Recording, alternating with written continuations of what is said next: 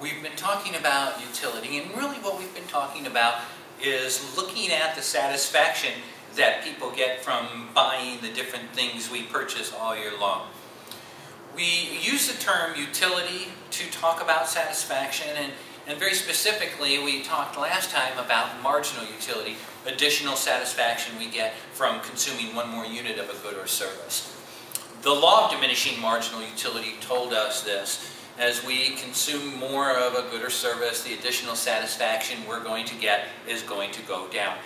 We looked at a table that kind of displayed it this way. The first pizza you eat at the end of the evening is very satisfying. The next slice of pizza is good but not quite as satisfying. Third, fourth, and so on. We eventually get to the place where we've eaten so much pizza that it's not a satisfying experience. Disutility is the term that we coined. Now, in your discussion in Chapter 6, our authors also included a look at total utility, the overall satisfaction of that experience. How much satisfaction did you get in sum total from the first, second, third, and so forth, as we talk about pieces of pizza you might eat at the end of the evening. Now, there's a relationship that exists between marginal utility and total utility, and I'd like you to understand that. You'll see that discussed in Chapter 6, both in terms of some numbers that you can look at, and in picture form in graphing that we'll look at in just a moment. Three different relationships that you need to know. First one, when marginal utility is positive, total utility is rising.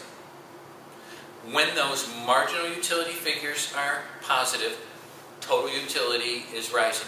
And that means as you're eating that second and third and fourth pizza, the overall satisfaction is still increasing.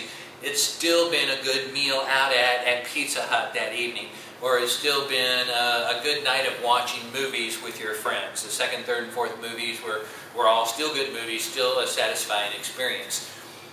So the first relationship is this: when marginal utility is positive, total utility is rising. In your book, you're going to see a graph that looks like this for total utility and like this for marginal utility. And what our authors have done is simply this. They've taken the figures that they had given you in their example, listening to radio at the end of the day, taken those marginal utility figures and plotted them here on the bottom graph, 200, 98, 50, and so forth. And then they took those total utility figures and plotted them here.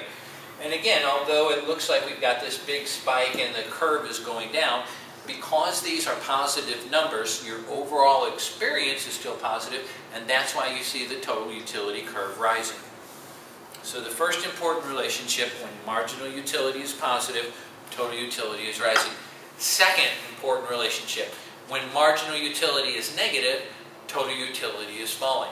Those marginal figures now have become negative. They're pulling those total figures down. You've gotten to the place where you've listened to that 6th and 7th hour of music on the radio, and now your ears are bleeding. You've gotten to the place where you've eaten that 7th and 8th piece of pizza, and it was too much. In terms of the graph, we can see that when those marginal numbers become negative and drop down here, minus 70, minus 200, you can see this total utility curve is being pulled down. So your overall experience has become less and less satisfying. So relationship number 2, when marginal utility numbers are negative, total utility is falling. The final relationship you need to know is this: when marginal utility is 0, total utility is at a maximum. Again, when marginal utility is 0, total utility has reached its peak.